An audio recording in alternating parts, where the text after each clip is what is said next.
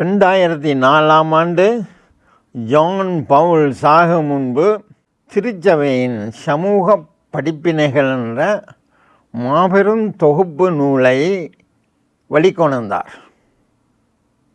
அந்த நூலின் தாக்கம் என்னவென்றால், பிரான்சிஸ் போப், 14ஆம் லியோ இவர்கள் எல்லாம் அதன் பின்னணியில் இல்லாமல் இயங்கவே மாட்டார்கள். இறுதியாக வந்த பாப்புரை 14 லியோவினுடைய டிலெக்ஸிட்டே என்று உலக ஏழைகளுக்கும் திருச்சபையின் ஏழைகளுக்கும் எழுதப்பட்ட நூலுக்கு அடித்தளம் அதுதான். 14ஆம் லியோ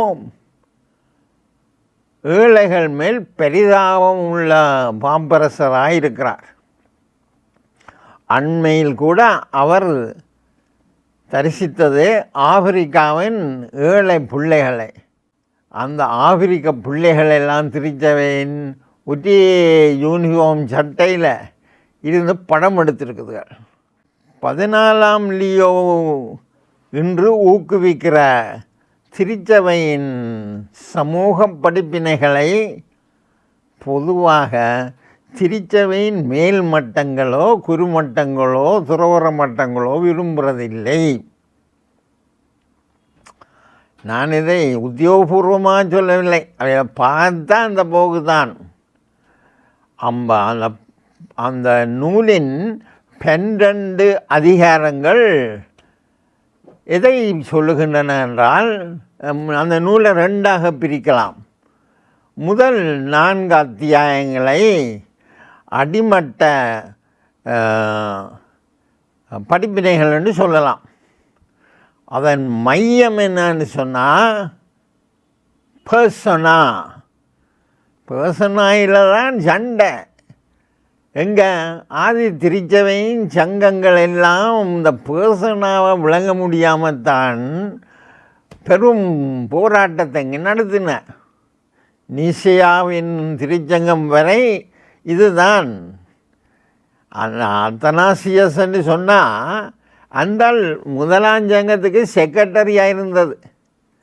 ஆனால் அடுத்து வந்த சங்கத்துக்கு அந்த தான் போராட்ட வீரனாக எழும்பி ஒரு பாப்பரசர் அவரை நிராகரித்து திருச்சபைக்கு வெளியே தள்ள, அடுத்த பாப்பரசர் வர வேண்டியது திருச்சபைக்குள் அவரை இழுத்து அவரையே சத்தியத்தின் பாதுகாவலராக அறிக்கையிட. அத்தனாசியாசுடைய விசுவாச பிரமாணத்தை தான் நாங்கள் இன்றும் ஞாயிற்றுக்கிழமையில் சொல்கிறோம். பிதாவென்று ஒரே பொருளானவர், கடவுளென்று கடவுளாக, மையம் கடவுளினின்று கடவுளாக உண்டாக்கப்பட்டவர் என்று சொல்லிக்கல. எங்கட விசுவாச மந்திரம் சொல்கிறதற்கு ஒன்றும் விளங்குற இல்லை அவ்வளவு. ஆனால் ஒரு பெரிய ஆன்மீக போராட்டத்திலேருந்து தான் அது வழி கிளம்பியது. சரி, இப்போ சம்பவத்துக்கு வருவோம். 3ஆம் அதிகாரமே இந்த 12 அத்தியாயங்களின் நடு மையம், பிவட்டல் ட்ரூத்துன்னெல்லாம் அதில் தான் இதுதான் இயங்குறது. பர்சப்போன்னு சொன்னால் கிரேக்க மொழியில் முகமூடி. கிரீக் தியேட்டர் எஸ்கைலஸட ட்ராமாண்டான சொஃபக்லஸன் ஈடிபஸ் ரெக்ஸண்டான எத்தனை பேர் இருந்து பார்க்க முடியாது தெரியுமா அவங்களுக்கு? கீழிலிருந்து மேலே படிப்படியாக எழும்புகிற வரிசை இருப்பிடங்கள். ஒரு 2000 ஜனம் இன்னும் வாசகம். அப்போ பார்க்குறதுக்கு முகமூடி தான் கதைக்கும். முகமூடி பின்னால் ஒரு ஆள் இருக்குது, அவர் தான் கேரக்டர். அப்போ ஒரு கேரக்டர் இல்லை, முகமூடி 3 முகமூடியும் ஒரே ஒரு ஆள் போட்டு ஒவ்வொரு கட்டங்களில் ஆக்ட் பண்ணலாம். 3 ஆட்களுண்டு திருத்துவத்தை விவரிக்கிறதுக்கே இதை முதல் பாவித்தவர் கிரேக்க நாடக ஆசிரியர் அல்ல, 2ஆம் நூற்றாண்டிலே வந்த டெர்டல்லியன் என்று சொல்லப்படுகிற லத்தீன் தத்துவாசிரியர். தியோலோஜியன் டெர்டல்லியன் தான் 2ஆம் நூற்றாண்டில் இந்த சொல்ல பாவித்தவர்.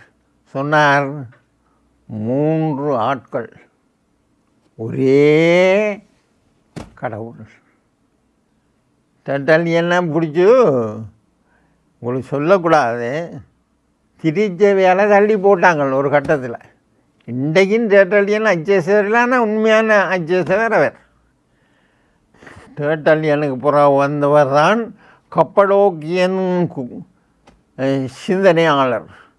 அது பெசில்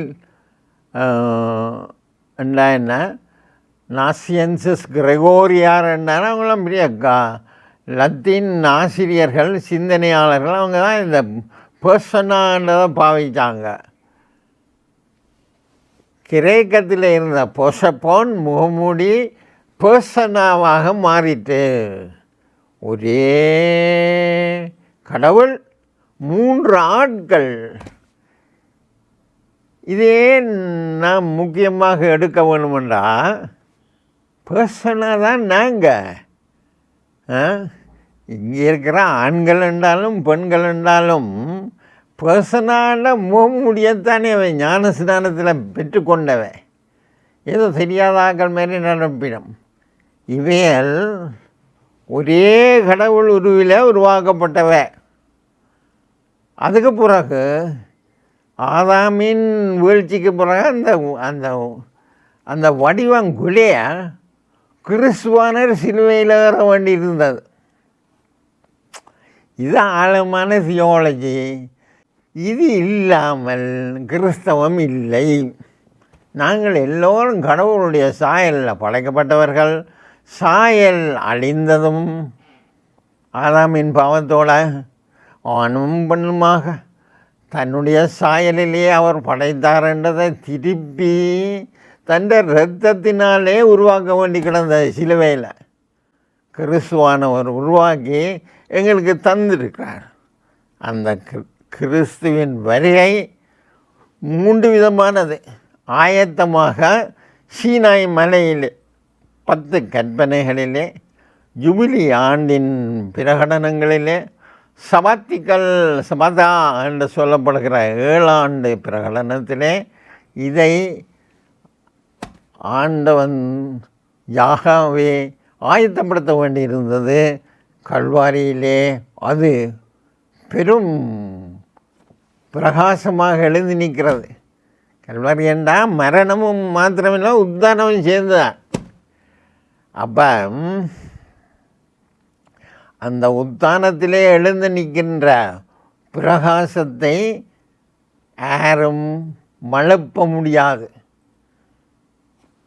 கல்வரி முதல் சீனாய், 2வது கல்வரி, 3வது எருசலேம். எருசலேம் பரிசுத்தாவி கொட்டப்படுற அந்த ஆள் பயங்கரமான ஒரு ஆள்.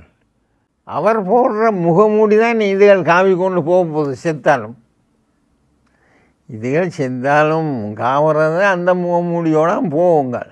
அவர் பார்ப்பார், இதுகளுக்கு என்ன முகமூடி இருக்குது? கிறிஸ்துவானவரின் கல்வாரி எருசலேம் முகமூடின்னு தான் உள்ளுக்கு விடுங்கோன்னுவார். இந்த பெரிய அதிசயத்தை தான் 3ஆம் அத்தியாயமாக வைத்து பர்சனா என்று சொன்ன என்ன விலமதிக்கப்பட்ட, ஒப்பிட முடியாத, இர்ரிப்பீட்டபிள் யூனிக்ன்னு சொல்லுவான். அதனால் வழியாகத்தான் எங்களோட சும்மா விளையாட இயலாது மனிதர்களோட. அவ்வளவு மகிமை. அதால் அதுக்கு என்ன ஹியூமன் ரைட்ஸ் இருக்குது, மாண்பு இருக்குது, உரிமை இருக்குது, நித்தியமும் மறுக்க முடியாத பிரகாச மணி முடியும் இருக்குது. நன்றி.